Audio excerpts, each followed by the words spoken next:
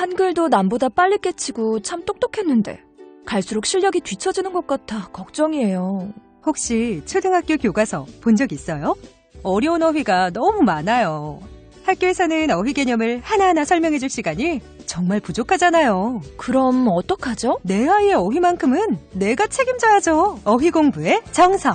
초등어휘 3천, 초등어휘 5천. 검색창에 초등어휘 3천을 쳐보세요. 김치는 맛있어야 한다. 아주 화끈하게 100% 국내산으로 16년 전통으로 햇섭 인증으로 화끈하게 맛있다. 화끈하게 통한다. 화통김치. 배추김치, 알짜김치, 총각김치, 깻잎김치, 깍두기도 화통. 검색창에 화통김치. 아우 맛있어. 사장님 부르셨습니까? 최 부장. 아까 영어 실력 제법이던데 다시 왔어? 과찬이십니다. 아니야. 근데 자네도 서초동 비밀과에 받았다면서? 아니 그걸 어떻게... 정말 소문대로 한 번만 만나도 말문이 확 트이나? 역시 듣던 대로입니다. 10분 만에 터졌습니다. 김변의 박이사의 자네까지 나도 소개해주게. 당장. 16년간 은밀하게 진행됐던 서초동 비밀과에 이제 당신 차례입니다. 지금 바로 검색창에 스피킹 솔루션을 검색하세요. 새벽 2시에 깨어났나. 딱히 고민이 있어서 그런 건 아니다.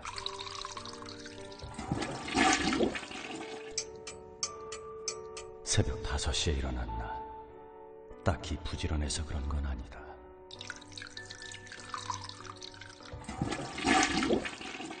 새벽 6. 아우, 이 인간이 잠도 못 자게 화장실을 들락거려. 남성 활력과 전립선 건강. 하루 한 알로도 충분합니다.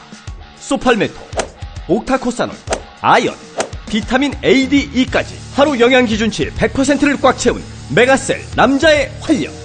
지금 바로 인터넷 검색창에 메가셀 남자의 활력을 검색해보세요.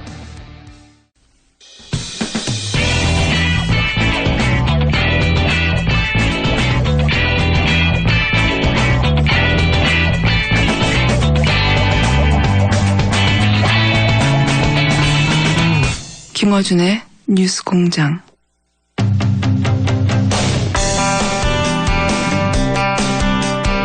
바른정당이 창당 3개월 만에 최대 위기를 맞고 있습니다.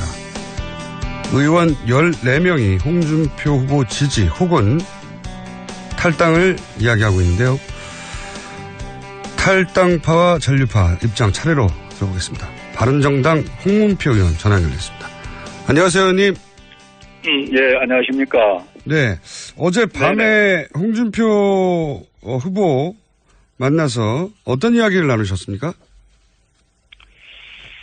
지상보도 나온 대로요. 예. 좌파 정권에게 정권을 넘겨줄 수는 없으니 자기를 좀 도와달라. 예. 이제 그런 후보의 요지의 말씀이었습니다. 그러면 이제 바른정당의 14분은 홍 후보에게 어떤 걸 요구했나요? 이제 숫자는, 한 분이 먼저 이은재 의원이 갔기 때문에 15명이었고, 어제는 14명이었는데요. 네네. 저희들이 요구한 것은 첫째, 정권 교체 보수 대연합을 통해서 하자는 것이었고, 네. 두 번째는 우리가 가지고 있는 이 정치적 개혁을 좀 하자. 이 두 가지를 주로 이야기로 했습니다. 정치적 타협을 하자. 두 번째가 제가 개혁. 정치적 개혁을 하자. 네. 네네. 혹시 3자 단일화 이야기도 나왔습니까? 테이블에서? 3자는 어제 그렇게 나오질 않았고요. 예. 지금 물밑에서 그 3자 하는 것이 소위 문재인 이 좌파 정권을 막는 길 아니냐 하는 얘기는 끊임없이 나오고 있다고 봅니다. 그런데 지금 현재 유승민 후보는 완주한다는 의지를 여전히 밝히고 있는데요. 그렇죠? 네네. 예. 이렇게 되면 지금 14분은 홍준표 후보 지지 선언에 그치는 겁니까? 아니면 아예 당을 탈당하는 겁니까? 아직 결정이 안 됐나요? 지금 그 문제 때문에 모여서 지금 협의를 하고 있는데요. 예. 큰 가닥은 저희들이 참 안타깝지만은 탈당하고 소위 입당을 하고 예. 그리고 정권 교체라는 쪽으로 가닥은 잡았습니다. 14분 모두 그 부분에는 합의가 됐습니까? 네. 그래서 오늘 기자회견만 지금 남은 상태에서 뭐 몇 가지 서로 조율할 것이 있다면 한번 해보자 해서 지금 모여 있는 상태입니다. 그렇군요. 탈당 자체는 14분이 합의가 된 것이고 그 네네. 시기와 방식 혹은 어떤 워딩으로 정리할 것인가 이런 세부적인 조율만 남은 거군요. 그렇습니다. 그거 뭐 9시 20분에 지금 예정을 하고 있거든요. 1시간 후에. 예. 네네. 14분이 동시에 탈당하는 거죠? 차례로 뭐 그렇습니다. 순차적이 아니라. 네네. 혹시 남은 분들 18분 남은 건데 남은 의원님들 중에도 추가적인 탈당 가능합니까? 글쎄 이게 아주 민감하고 또 그 인격적인 문제이기 때문에요. 네. 공개할 수는 없지만 그동안에 서로 이렇게 대화를 주고받고 했었던 분들은 몇 분들은 더 계신데 네. 어제는 그분들께서 그 참여를 안 하셨습니다. 그런 유사한 뜻을 가진 분들은 좀 더 있지만 탈당까지는 가지는 않겠다고 참여를 안 하신 분들. 네네. 그러면 이제 탈당하시는 분들이 공교롭게도 이제 김무성 의원하고 가까우신 분들이 많은데 혹시 김무성 의원의 입장은 어떻게 정리가 됐습니까? 글쎄 뭐 그분의 결정은 본인이 하시는 건데 저희들 만류를 했죠. 김무성 전 대표는 그러면서 이제 자기는 정당을 구성했고 또 지금 선대위원장을 맡는 입장에서 당신들이 그렇게 하는 건 동의를 못 하겠다. 좀 같이 가자 하는 얘기를 간곡하게 사실은 몇 번 권고를 받았는데 지금 이게 이제 뭐 많은 의원들이 공감을 가져서 결정을 했습니다마는 지금 이렇게 된 동기는 최순실 국정농단으로 인해 가지고 이 역사에도 없는 이 보수가 3갈래, 4갈래, 심지어는 뭐 5갈래까지 지금 찢어져 있는 입장이거든요. 그렇다면은 이 좌파가 그냥 집권이 쉽게 할 수밖에 없는 상황에 그냥 내 탓 하다가 정권 한번 뺏기면은 그 안에서 우리가 해야 할 일을 모두 다 잃어버렸을 때 어떡할 거냐.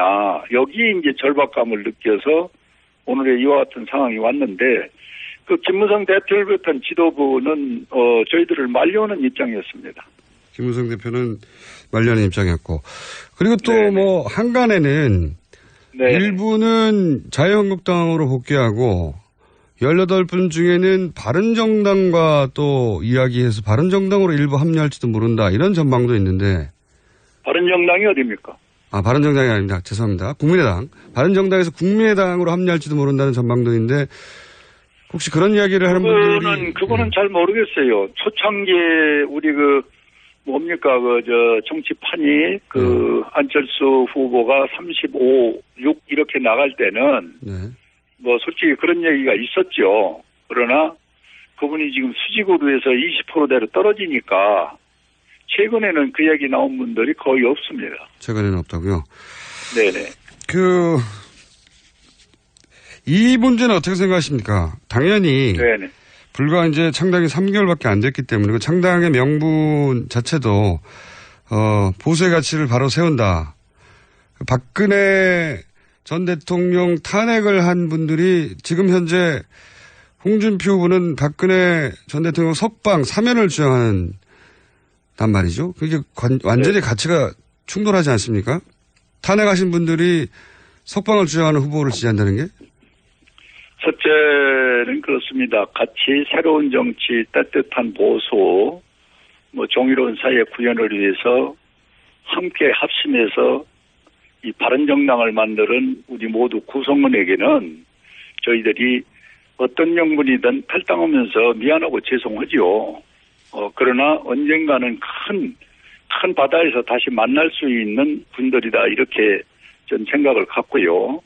지금 지적하신 박근혜 소위 대통령 전 부분에 대해서는 저는 형무소 간 것으로 그 문제는 끝나야 된다고 보고 이제 당 안에 있는 개혁적인 또 앞으로 바뀌어야 할 부분은 지난번에 임명진 비상대책위원장이 깨끗하게 좀 개혁적으로 했으면 좋았는데 그걸 못한 상태에서 선거판이 지금 거의 마지막 단계에 지금 와 있지 않습니까? 대통령 선거가.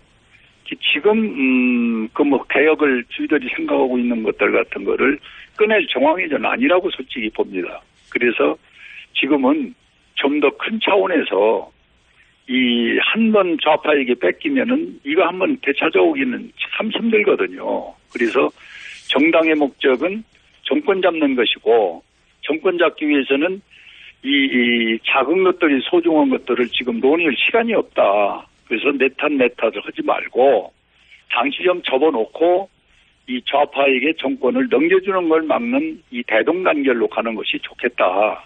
이런 차원에서 저희들이 이와 같은 결행을 했다. 이렇게 말씀을 드립니다. 근데 집권하는 동안 잘못했으면은 정권을 넘겨주는 게 맞는 거 아닙니까? 그게 선거가 있는 이유 아닌가요? 그렇게 질문을 하시면 그건 곤란하지요.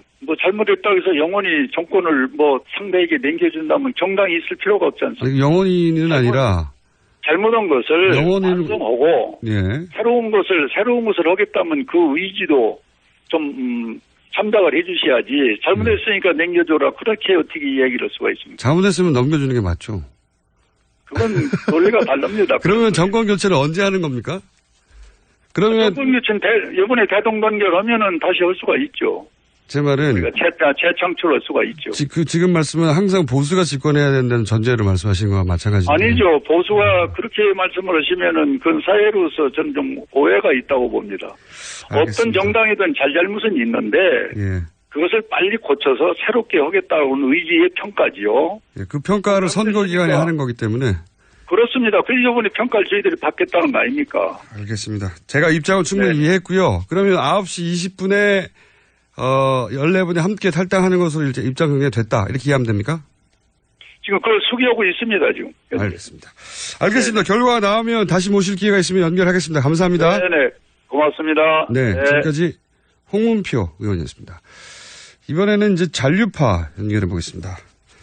원래 저희, 고정 코너가 있는데, 사안이 긴급하여 바른정당의 이혜원 의원 전화 연결해 보겠습니다. 안녕하세요. 네, 안녕하세요. 방금 전화 인터뷰 내용 들으셨죠? 네, 끝부분만 잠깐 들었습니다. 네. 듣고 싶지 않으십니까? 네, 아닙니다. 그게 아니라 연결이 늦게 돼서 그래요. 알겠습니다. 우선 14분이 후보 지지선언에 그치는 게 아니라 실제 탈당을 합의한 것으로 그렇게 지금 방금 인터뷰를 들었는데 탈당하는 것으로 알고 계십니까? 네, 어제부터 그렇게 들었습니다. 네. 탈당하는 것으로. 지금 14분 이외에 추가 탈당도 있을 거라고 보십니까? 어디로 가든지 간에? 그렇지는 않을 거라고 듣고 있는데 그것도 세상 일이라는 게 알 수가 없죠. 18분은 그러면 유승민 후보 중심으로 대동단결을 하는 겁니까? 단단하게? 대동단결이라고 말씀을 드릴 수 있을지는 모르겠지만 어쨌든 한 14분 정도는 대동단결이고 나머지 분들은 아직은 알 수 없는 것 같습니다. 남은 18분 중에도 한 서너 분 정도는 탈당은 아닌 것 같은데 갈팡질팡 하시는 분이 있긴 있다. 열심히 선거운동을 하시는 것 같지는 않고요. 근데 김무성 선대본부장 그리고 정병국 주호영 이분들 세 분이 이제 가장 당의 중심 역할을 해야 할 분들인데 이분들도 일단 후보에게 사퇴 요구를 한 거는 맞나요? 사실상은 그런 셈입니다. 왜냐하면 여론조사 단일화를 제안했는데 근데 이제 어떻게 보면 사실상 그렇다기보다는 여론조사 단일화를 제안한 거는 홍준표 후보가 절대 받지를 못하거든요. 지금까지 각종 여론조사가 있었습니다. 언론사들이 제가 알기로 한 3-4개 정도 여론조사를 실시했습니다. 보수 단일화를 하게 되면 누가 가장 적합한 후보라고 보느냐에서 모든 조사가 다 유승민 후보가 홍준표 후보를 이기는 걸로 나왔습니다. 그러니 이제 그렇게 되면 홍준표 후보가 이걸 못 받죠. 그래서 홍준표 후보는 어느 순간인가부터 이런 조사가 나온 뒤로 단일화하자 하던 얘기를 이제 더 이상 안 하시고 그냥 들어와라 이렇게 말씀이 바뀌셨잖아요. 그리고 어젠가 그젠가 나온 TV조선의 단일화 조사도 유승민 후보가 어떻게 하든 이기는 걸로 나오니 이제 그걸 가지고 이 세 분이 단일화를 여론조사로 하자 이렇게 제안을 하신 건데 그분들은 이제 만약에 여론조사를 하게 되면 유승민 후보가 이긴다라는 이제 전제를 깔고 단일화라는 거는 원래 당이 다른 단일화는 항상 여론조사를 하는 게 상식이고 전통이지요. 과거 노무현 정몽준 후보 단일화 때도 그랬고 그러니 이게 상식적인 단일화가 이거 아니냐라고 제안을 하신 거니까 꼭 사퇴라고 볼 수는 없겠네요. 유승민 후보의 사퇴를 전제로 하는 거라고 볼 수는 없겠네요. 선대위 본부장 세 분이 요구한 것은 사퇴라기보다는 네. 유승민 후보가 대선 후보 지지율은 낮지만 보수 후보 적합도는 높으니까 네. 이 방식으로 단일화 제안을 하면 유승민 후보에게 기회가 있지 않냐 이런 네. 이제 제안이었던 거네요. 말하자면. 네, 네, 누구에게 기회가 오고 가고 그런 걸 그분들이 감안을 하셨는지 모르겠지만 워낙 당이 다른 사람들끼리 후보 단일화라는 것은 여론조사 말고는 방법이 없으니 그렇게 제안하시지 않았나 싶습니다. 알겠습니다. 근데 이제 여론조사 결과가 홍준표 후보가 유승민 후보를 한 번도 단일화 조사에서는 이기질 못했으니 특히나 이제 어제 나온 그 TV조선인가요? 거기 여론조사는 거의 하프스코어로 지는 걸로 나오니까 홍준표 후보가 받지 못할 걸로 보이긴 합니다. 알겠습니다. 그건 사실상 거의 그 물 건너간 것 같은 게 유승민 후보 본인이 네. 완주 의지를 여러 차례 표명했지만 어제는 다시 한번 강조했지 않습니까? 네. 이건 이제 뭐 일주일밖에 안 남았으니 완주를 한다고 100% 한다고 봐야 되겠군요. 네네. 예.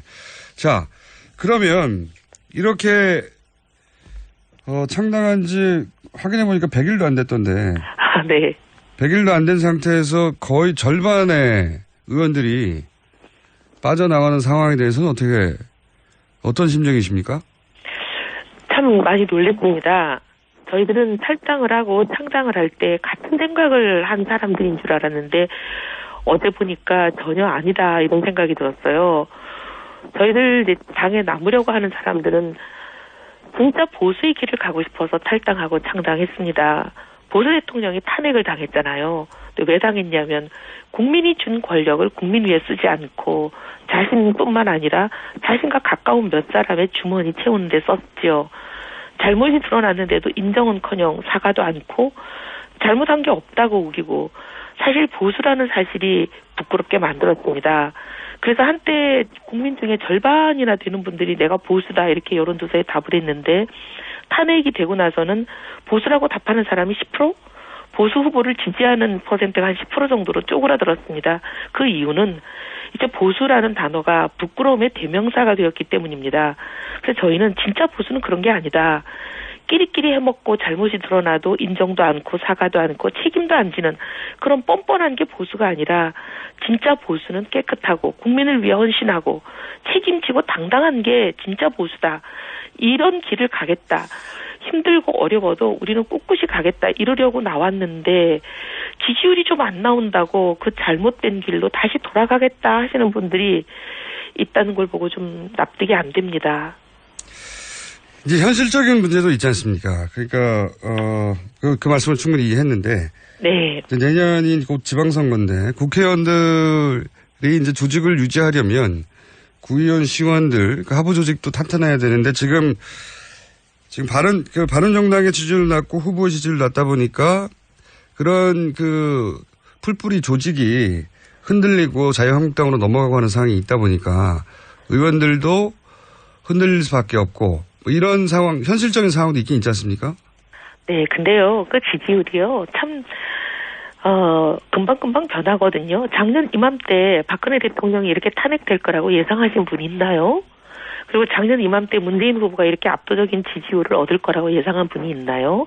그렇지 않잖아요. 앞으로 1년이 남은 일입니다. 어떻게 또 변할지 알 수 없는 일이고 만약에 그 지지율에 따라서 모든 걸 결정한다면 그분들은 지금 홍준표 후보를 지지하면서 그쪽 당으로 갈 일이 아니라 문재인 후보를 지지하면서 민주당으로 가야 되는 거 아닌가요? 지지율만 본다면. 예. 네. 지지율에 따라서 그렇게 모든 거를 결정하고 움직이고 그렇게 하면 대의는 어디 가고 명분은 어디 갑니까? 이혜원 의원님처럼 끝까지 유승민 후보와 길을 같이 가겠다고 이렇게 탄탄하게 결속한 분들이 바른정당에 몇 분이나 계십니까? 보시기에. 14분, 5분 정도는 되시는 것 같아요. 나머지 3분도 그렇지 않다고 제가 확신을 가지는 건 아니고 아직 그분들하고는 이런 얘기를 나눠볼 기회가 없어서 제가 아직 잘 모른다는 것뿐입니다. 그러면 혹시 그 서너 분이 국민의당으로 가는 거 아니냐 이런 전망들도 여기저기서 뭐 정치권에서 항상 그런 얘기가 있죠. 그런 소설도 잘 쓰는데 그런 가능성은 이제 한 분이 그런 말씀을 많이 하셨죠. 한 분이요? 안철수 후보를 바른정당 의원들 전부 더하기 심지어 자유한국당에 있는 비박들까지도 뭉쳐서 한 100인 정도가 선언을 해주자 이런 발언을 하신 분이 계시죠. 근데 어제 그분의 의사를 여쭤봤대요, 누가. 그랬더니 나는 탈당하지 않겠다. 그렇게 말씀하셨다고 해요. 좀 두고 봐야 될 문제인 것 같습니다. 유승민 후보 본인에게 이 사태에 대한 이야기 들어보셨습니까? 어떤 입장인지? 뭐 완주 얘기는 충분히 들었고. 네, 심정이나. 어제 심경을 페이스북에 올렸어요. 뭐 그랬더니 이제 폭풍 댓글이 많이 달렸는데 우리가 천명한 개혁 보수 애초부터 외롭고 힘든 길이다. 기도에도 없는 길이고 근데 그 길을 택한 것은 쉬워서 택한 것도 아니고 유리해서 택한 것도 아니다. 진정 보수가 사는 길이고 대한민국이라는 이 공동체를 지키는 길이라고 믿었기 때문이다. 왜냐하면 보수가 바뀌면 대한민국이 달라질 수 있다고 믿었기 때문이다. 지금 많이 어렵고 힘들다. 그리고 외롭다. 하지만 실망하고 주저앉지 않는다. 몇 달 해보고 실망할 거라면 애초에 이 길을 나서지도 않았다. 따뜻하고 정의로운 보수, 공동체를 지키고 살리는 보수, 시작은 미미해도 이 길이 옳은 한 끝은 창자리라고 믿는다. 끝까지 간다. 이런 요지의 글을 올리신 걸로 봐서 이게 심경이라고 봅니다. 알겠습니다. 그 현실 앞에서 그 가치가 계속 지켜질지 많은 분들이 현실 정치는 또 냉혹하니까 지켜보고 있는데 오늘 여기까지 말씀을 듣고 저희가 이혜원 의원님 코너에서 아마도 이제 탈당 선언이 이루어지고 여러 가지 변화가 있겠죠. 그 사이에. 네. 그때 좀 더 자세한 이야기 듣겠습니다. 오늘 말씀 감사합니다. 가치를 지키고 싶어 하는 사람들을 좀 지켜주십시오. 알겠습니다. 오늘 말씀 감사합니다. 감사합니다. 네. 네. 바른정당 이혜원 의원이었습니다. 제가 생각하는 이상적인 사회는 모두가 먹는 것, 입는 것 이런 걱정 좀 안 하고 더럽고 안 입고 온 꼬라지 좀 안 보고 그래서 하루하루가 좀 신명나게 이어지는 그런 세상이라고 생각을 합니다. 사람 사는 세상을 위해 정치를 시작한 노무현. 그는 우리 곁에 없지만 그의 꿈은 영원합니다. 노무현 재단은 사람 사는 세상을 위하여 노무현의 가치와 철학을 전합니다. 노무현 재단의 후원 회원이 되어주세요. 1688-0523 아, 또 떨어졌어.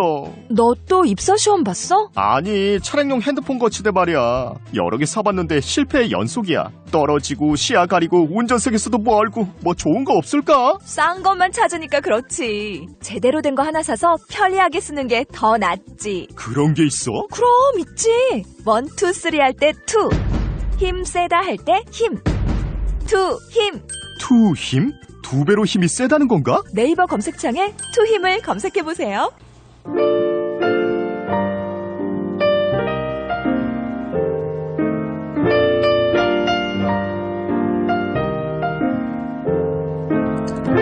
자, 불친절한 AS.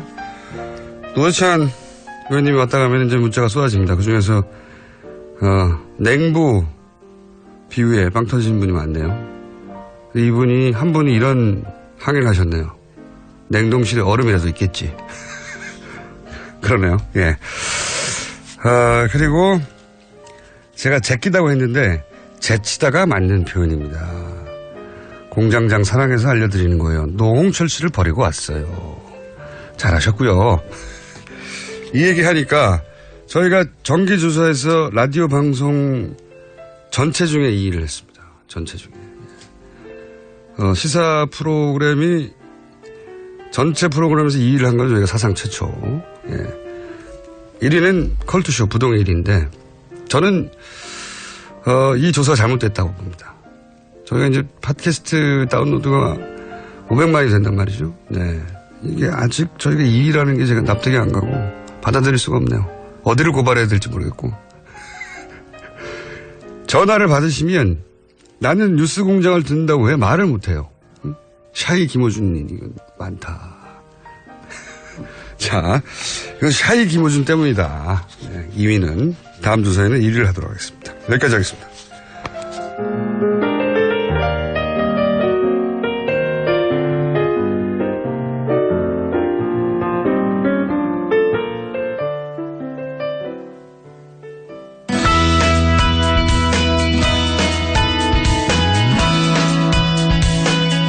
자, 이번에 준비한 시간은 사드 논란에 대한 토론입니다. 지난 19대 국회 때 국회 국방위에서 활용하셨고 현재 문재인 후보 캠프 TV 토론단장 진성준 단장 나오셨습니다. 안녕하십니까? 네, 안녕하세요. 네, 박근혜 정부 국방부 차관을 지내셨고 현재 홍준표 캠프 국가안보위원회 부위원장을 맡고 계신 백승주 의원 나오셨습니다. 안녕하십니까? 예, 경북 구미갑의 백승주입니다. 네, 꼭 지역구를 말씀하시더라고요. 다들. 자, 우선 사드 이 긴급 배치되고 비용을 내라고 하는 트럼프 대통령의 발언도 있고 뭐 혼란스럽게 왔다 갔다 하는데 두 분의 기본 입장부터 우선 말씀해 주십시오. 사드 배치에 관한 캠프 입장. 예, 문재인 후보는 지금까지 줄곧 사드 배치를 당장 중단하고 그 배치 여부를 차기 정부에 넘겨야 한다 이렇게 주장해 왔습니다. 사드 배치가 느닷없이 갑자기 결정되어서 국민의 공론 자체가 모아지지 않았고 또 당연히 거쳐야 될 국회 비준동의 과정도 생략된 것 아닙니까? 그런 과정에서 중국으로부터는 무역 보복을 당하고 있는 이런 상황이기 때문에 결정을 차기 정부에 넘겨서 차기 정부가 국민의 의견도 모으고 또 주변국도 설득하는 이런 과정들을 거쳐서 또 국회 비준을 거치는 것이 합당한 절차다라고 하는 생각을 갖고 있는 것이죠.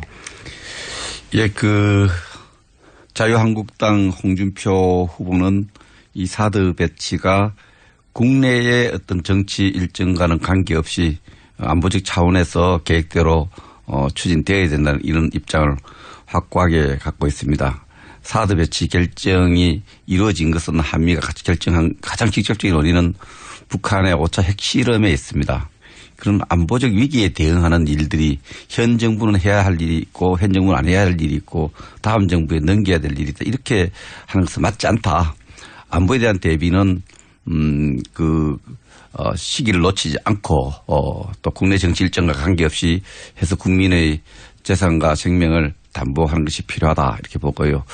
비준 문제는 진성준 의원도 국회에서 같이 국회에 계셨고 저는 그 당시 국방부 차관을 했습니다마는 그것을 최종적으로 결정하는 과정에서 사드가 와 비슷한 패트리엇 미사일이라든지 또 여러 가지 무기 체계를 주한미군이 반입해올 때 비준을 거치지 않았고요. 또 한미 동맹협정이라든지 또 주한미군 지휘협정 이런 협정과 또 관례에 따라서 맞춰서 적법하고 또 비준이 필요 없다는 결론 속에서 현 정부가 결론을 내려서 왔기 때문에 비준 문제를 재거론하는 것은 트럼프의 재검토 입장에 오히려 유리하게 해줄 수 있기 때문에 저는 비준은 다시 거론하는 것이 국가 이익이 맞다 이런 입장을 갖고 있습니다. 두 분이 굉장히 점잖으신 분인데 저희 토론은 점잖으면 토론을 중지하고 광고를 틀어버리는 게 낫다 생각하는.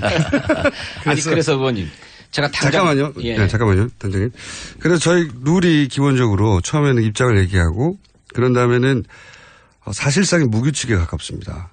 그런데 이제 두 분의 목소리가 약간 생소해서 누가 어떤 주장을, 물론 주장을 듣다 보면 이해가 가는데 금방. 가능하면, 제인입니다. 준표입니다. 라고, 네. 본인, 후보에 빙의되는 상태로 네. 말씀을 하셔야, 지금 발언은 이쪽에서 나오는구나. 이제 라디오이기 때문에요. 예. 네. 그렇게 앞에, 애칭은 마음대로 쓰셔도 됩니다. 홍반장을 하시든 트럼프를 하시든 혹은 뭐 스트롱맨으로 하시든 하셔도 되고 역시 제인이라고 하시든 인이라고 하시든 마음대로 하셔도 되는데 구분을 해주시고 그리고 지금부터는 두 분이 상대방의 말이 다 끝난 다음에 말씀하셔도 되고 혹은 중간에 잘라서 반박하셔도 되는데 여기서부터 이제 먼저 1번 후보부터 기회를 드릴 테니까 주고받아 주시면 되고 저는 화장실 잠깐 다녀오겠습니다. 문재인 후보가 말씀드리겠습니다. 너무 깁니다. 제인입니다. 제인입니다. 예. 국회 비준 동의를 얻어야 된다라고 하는 문제는 패트리어트 미사일과 다르게 사드를 배치할 부지를 우리가 추가로 공여한 것 아닙니까? 우리 백 의원님 잘 아시는 것처럼 2002년도에 LPP 협정이 체결이 됐어요. 한미 연합토지관리계획. 이 연합토지관리계획에 의하면 우리가 미국에게 제공하는 공여지는 어디고 또 미국으로부터 다시 반환받을 기지는 어디인가가 목록으로 부속서에 다 열거되어 있잖아요. 그러니까 우리가 미군에게 제공한 주한미군 기지로 제공된 거는 그 LPP 협정 부속 문서에 열거되어 있습니다. 그런데 이번에 성주 사드 포대장 이것은 새롭게 추가로 공여되는 거잖아요. 그러니 당연히 공여지 협정에 들어가야만 하는 거고 그거는 국회 비준 동의 사항이죠. 지난 3월에 준표입니다. 예. 홍 트럼프입니다. 지난 3월에 이제 우리의 국방부 정책실장하고 또 미국의 주한미군 공군 중장이죠. 반달이라는 중장이 이 약정서를 만들 때 그 부분에까지 다 검토를 했어요. 전례 검토해서 사들 배치를 할 때 부지 공여는 기존의 우리 조약과 또 협의에 따라서 우리 정부가 정하고 획득하고 사드 무기체계를 사오고 이것을 다시 배치 운용하는 문제는 주한미군이 한다. 이런 약속을 했는데 이 약속이 적법하냐 아니냐는 그 사람들 계약한 사람들뿐만 아니라 양국의 정부들이 우리 같은 경우는 법제처까지 다 검토를 해서 결정했는데 그래서 비준이 필요 없다는 그때 그게 아니고 국회에서 많은 공론을 했죠. 그게 아니고 소파에 입각하면 이렇게 무기체계를 들여올 때 우리가 기반 시설을 제공하고 그것을 배치하고 운영하는 비용은 미국이 부담하도록 돼 있습니다. 소파에. 그런데 거기에 더해서 우리가 공여지를 새롭게 추가로 제공하는 거잖아요. 미군 기지를 새롭게 제공하는 거라고요. 이렇게 추가된 공여지는 LPP 협정에 담겨야만 하는 겁니다. 근데 지금 그 부분까지도 다 검토를 해서 비준이 필요 없다는 정부가 결론에서 이미 사드 배치에 필요한 부지가 확보되고 그게 주요 장비가 반입되는데 지금 우리가 다루어야 할 것은 트럼프가 한미 간의 약정과 달리 그 사드 구입 비용과 유지 비용을 우리한테 부담하라는 거예요. 네. 여기 대해서 어떻게 해야 될 거냐를 우리가 초당적으로 대처해야 된다고 생각을 합니다. 그러니까 더 문제죠. 지금 비중 문제를 새로 거론한다는 거는 트럼프가 재검토하자는데 맞짱 춤을 춰주는 거예요. 트럼프가 계속 이 사드 문제와 관련해서 제가 왜 트럼프가 저렇게 나왔냐를 우리 따지고 거기 공동 대응해야 되는데 트럼프가 갑자기 왜 저거 돈을 내놔라. 이렇게 하느냐 1조 5천억이 되는 돈을 내놔라 이렇게 하느냐 이 문제를 우리가 짚어봐야 되는데 우리가 자꾸 재검토하자니까 미국 입장에서는 재검토하면 배치 문제뿐만 아니라 우리 돈 문제까지 거론하겠다 이렇게 떴기 때문에 저는 우리가 계속 재검토 노래를 불러서 문재인 후보가 트럼프가 그러면 돈까지 이야기하겠다 이렇게 나온 게 아니냐. 그거야말로 궤변 아닙니까 의원님. 예? 제인이 말씀드립니다. 합리적 의심이에요. 합리적 의심이 아니고요. 아니 생각해 보십시오. 사드가 우리 안보에 정말로 필요한 것이다라고 노래를 부르니까 그렇게 필요하고 당신네들 안보에 필요한 거라면 당신들이 돈 더 내라라고 요구하는 것 아닙니까?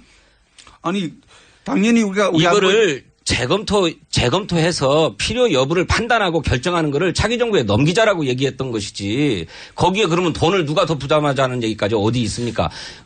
민주당은 사드의 배치 여부를 정말로 우리 군사 안보에 필요한지 그리고 또 주변국은 충분히 이해하고 있어서 중국의 무역보복과 같은 것도 처리할 수 있는지를 종합적으로 판단해서 결정하자는 거예요. 근데 이미 만약에 문재인 후보가 만약에 대통령이 된다면 그 다음에 임기 중에 중요한 안보 문제는 다음 정부로 넘기라고 야당이 요구하면 그걸 들어줄 겁니까? 정부랑 넘어가기까지 안보 국민의 생명과 재산을 지키는 문제에서는 해야 할 일을 타이밍을 놓치지 않고 그때 하는 것이 그 행정부의 권한이고 임무입니다. 그래서 그 정부 선거를 하는 거죠. 대통령 뽑는 거죠. 국민의 생명과 안전을 지켜야 될 그 중요한 사안을 왜 계속 한 번도 논의한 적이 없고 협의한 바도 없고 결정한 바도 없다고 이른바 3노 정책으로 일관했습니까? 그러다가 갑자기 국방부 장관도 없고 외교부 장관도 없는 자리에서 결정해버립니까? 도대체 사드 배치는 누가 결정한 겁니까? 사드 배치와 관련해서는 저도 그 정부에서 차관을 할 때부터 계속 검토했던 사안이에요. 그 협상의 어떤 기술상, 협상의 전략상 그 부분을 이렇게 공개하는 시점은 좀 달랐지만은 그 갑자기 결정했다는 건 정말 저는 동의하기 힘들어요. 갑자기 왜 결정을 합니까? 그 쭉 계속해서 검토를 해왔죠. 아니 이제 와서 말을 바꾸시는 건데 다시 따져보죠. 사드 배치는 우리가 요구한 겁니까? 아니면 미국이 먼저 하겠다고 한 겁니까?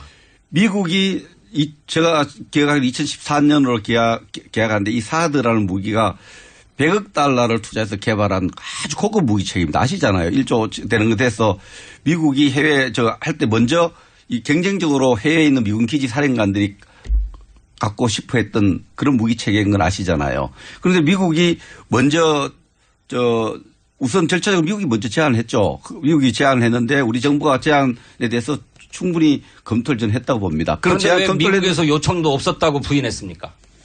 미국이 요청하는 형식과 절차에 관한 문제예요. 그때 스카파로티 주한미군 사령관이 먼저 그런 아이디어 차원에서 제안했는데 미 정부가 공식적으로 이것을 협상하자라고 제안한 것은 굉장히 늦었습니다.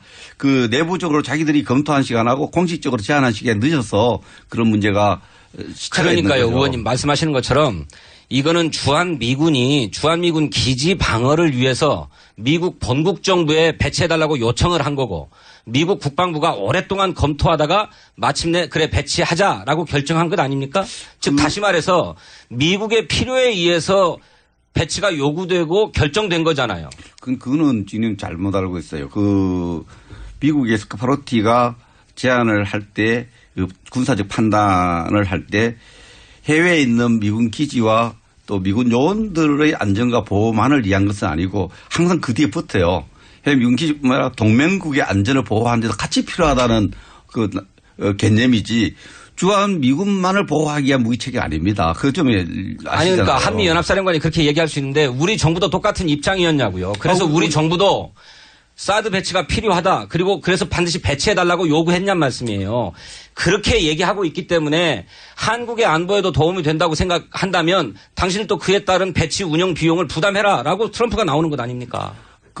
지금 그 당시에 우리도 이 문제가 제기될 때 아시다시피 사드는 높은 고도니까 중심이 긴적이 필요하고 군사적 필요한지를 여러 가지 시뮬레이션을 해봐야 되는 건데 시뮬레이션을 내부적으로 하는 가지 검토를 했고 이 트럼프가 비용 문제를 갑자기 검토를 제안한 시기를 우리 보면은 지난 28일이죠. 4.18 제안했는데 우리가 이게 배치를 거의 포대 중에서 일부 포대를 놔두고 다 장비를 갖다 놓고 실제로 급하면 사용할 수 있는 그 수준에서 트럼프 갑자기 돈을 내라 이렇게 이야기했는데 트럼프 스타일로 보면은 이게 뭐 이런 요구를 한 것은 동맹국가라든지 여러 국가에 대해서 자기의 어떤 협상 전략이라 봅니다. 아니 그러니까 우리 스스로가 협상 전략을 떨어뜨렸다는 거예요. 협상력을. 왜냐하면 이것이 아직 배치되지 않은 상황이고 배치가 결정되지 않은 상황이라고 한다면 어떻게 미국에서 갑자기 그 비용 부담까지를 요구하겠습니까? 그런 게 아닌데 다 배치해야 된다 하다가 느닷없이 배치도 강행해버리고 이미 돌이킬 수 없는 지점까지 와버리니까 그러면 이제는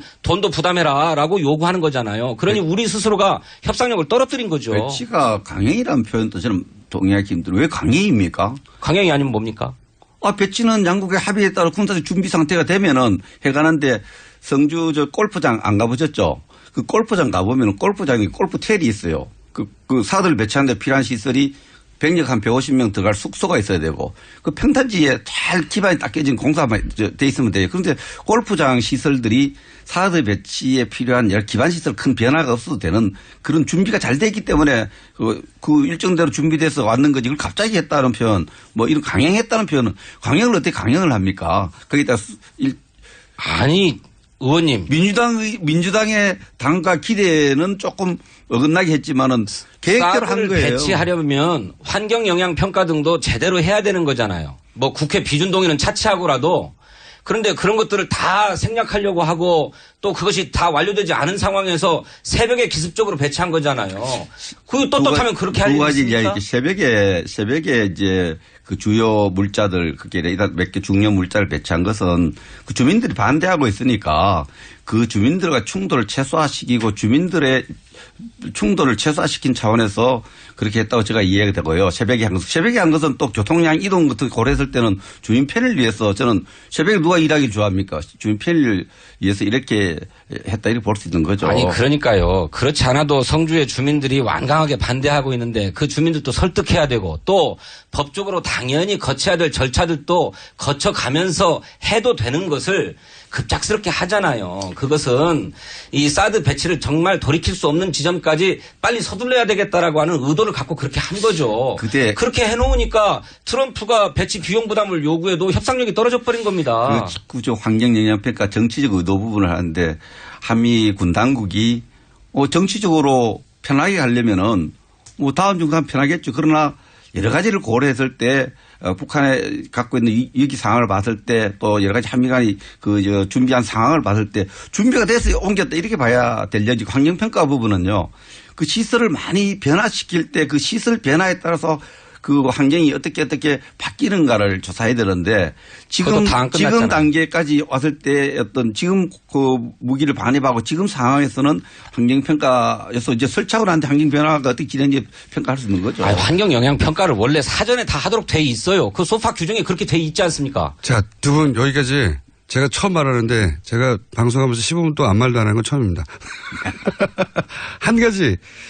지금 촌미의 관심사는 이제 두 분이 여러 가지 지금까지 쟁점을 말씀하셨는데 이제 돈 달라고 하는 상황이잖아요. 그렇죠. 예. 돈 달라고 하는 상황. 저희가 벌써 5분밖에 안 남았거든요. 두 분이 격렬하게 토론하셨어요.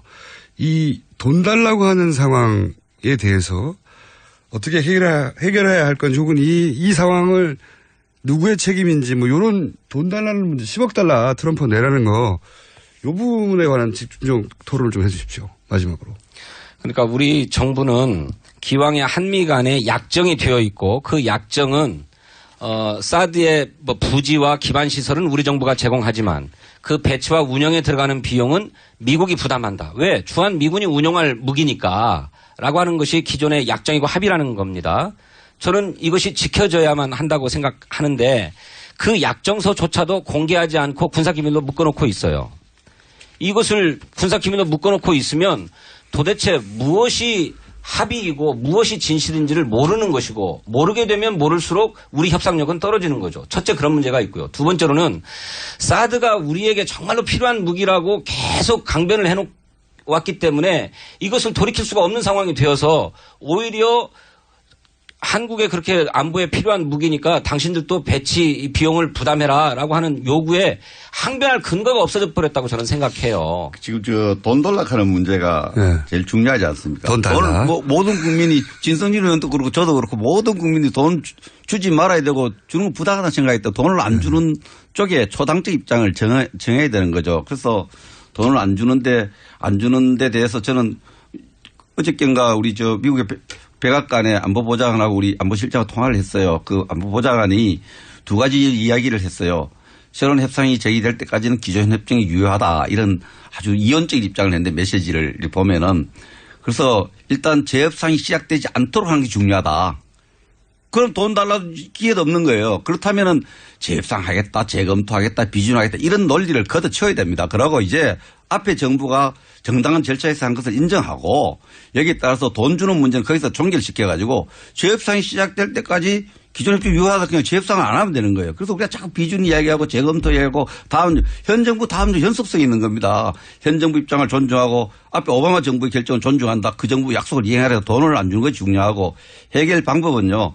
트럼프가 이거 한두 번 이런 거 아니잖아요. 선거 기간 동안에 핵무기 개발하도록 하겠다. 일본 한국이. 그러놓고 말을 바꿔요. 그래서 그거는 동맹국의 방위 부담을 늘리는 전략과 맞물려 있기 때문에 우리가 정말 강단과 결기를 갖고 정상회담을 통해서 이런 문제 더 이상 거론하지 않도록 못 박는 게 중요하다. 저는 그렇게 봅니다. 저는 미국 대통령이 비용 부담을 요구한 문제이기 때문에 재협상은 불가피하다고 생각합니다.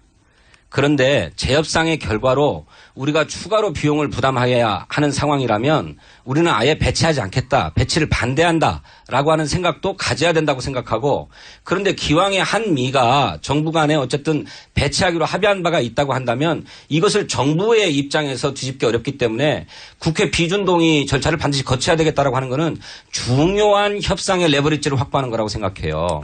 저는 국익을 수호하는 관점에서도 자유한국당도 앞으로 재협상을 안 하면 좋을지 모르지만 재협상이 불가피하게 벌어질 수밖에 없다라고 하는 점을 염두에 둘 때 우리의 협상의 레버리지를 확보한다라고 하는 차원에서 국회 비준 동의를 동의해 줘야 된다고 생각합니다. 국회 비준 동의는요, 행정부가 국회에다가 책임을 전가하는 겁니다. 그러고 우리가 계속 재검토를 노래하고 또 노래하면은 트럼프 춤을 춥니다. 얼싸좋아라. 재검토하자고 하자. 그리고 돈 요구할 겁니다. 이런 부분에서 우리가 국가적으로 전략을 잘 수립해야 되는데 재검토 빌미를 안 줘야 됩니다. 재검토 하겠다는 주장을 거두고 또 국회 비준은 더 이상 이야기를 안 해야 됩니다. 그래야 트럼프가 돈을 요구할 기회를 박탈하는 거죠. 그래서 다음 단계로 나가야 된다. 저는 이렇게 봅니다. 아니 국회 비준 절차를 거치도록 하는 것이 오히려 협상력을 강화시키는 일 아닙니까? 국회 그리고 비준을 해도 국회 비준 때문에 재협상이 필연화되는 건 아니에요. 오히려 재협상 해가지고 국회 비준 동의를 얻기가 까다로운 조건을 붙이게 되면 더 어려워지는 것 아닙니까? 지금 비준을 하면은 그럼 재협상이 안 나오느냐 이야기하느냐. 지금 한미 FTA 있지 않습니까? 국회 비준을 다 받았어요. 그래도 그 한미 FTA 끔찍하다. 재협상이 된다고 트럼프도 이야기하는 거예요. 비준 여부가 중요한 것이 아니고 지금은 우리가 정부가 기존에 약속이 유효하다는 입장 우리 정부도 밝히고 마침 또 미국의 안보보장도 밝히기 때문에 기존 협상대로 그 우리 약정서대로 사드 사오는 거 배치 운영하는 거 미국이 부담하고 우리 부지 공략 이걸로 딱 끝내고 다음 달에 나가야 그 트럼프 돈 요구가 할 기회가 없도록 만드는 게 중요하다. 시간상 요구까지 하면 끝납니다. 저는 20초 내에 해주셔야 돼요. 예. 아니 그래서 국익을 생각해야 된다. 실제로 아까 말씀하셨지만 우리나라에게 더 현실적인 군사적인 위협은 북한의 단거리 미사일입니다. 일부러 고각 발사까지 해가면서 쏴야 될 중거리 또는 장거리 미사일이 우리에게 종심이 짧기 때문에 실제적 위협이 아니라는 거 더 잘 아시잖아요. 근데 진 의원님. 그런데 이것 때문에 비용 부담까지 해가면서 사드를 배치해야 된다는 건 저는 이해할 수가 없어요. 판단은 나머지 싸움은요. 군 전문가에게 맡겨야 됩니다. 우리가 군사 유형까지 판단하는 계속 거잖아. 하십시오. 진 의원님하고 넘어선 겁니다. 그래서 패트리oti 맥살 경우에도 상식에 관한 경우 아닙니까? 단거리 미사일이 훨씬 군사적 위협이라는 거. 안녕. 넘겨야 된다 이렇게 생각을 합니다. 그래서 그냥 고각 발사